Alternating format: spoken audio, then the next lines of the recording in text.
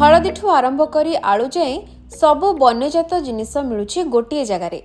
प्राय 147 स्टल रे बिक्री होछि।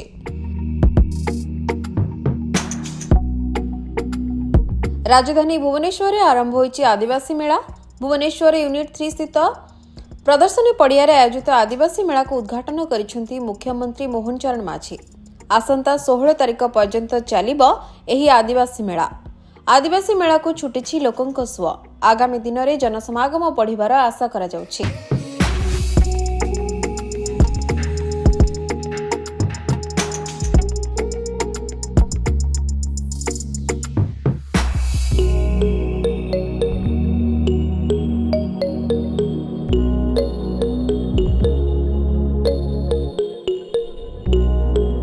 जातीय जनजाति नृत्य महोत्सव सहित आदिवासी हाट और जनजाति कलाकारंकर कारुकार्य गुड़िकर सीधा प्रदर्शन लोकों को मेला को आसिबार मुख्य आकर्षण पलटिछि।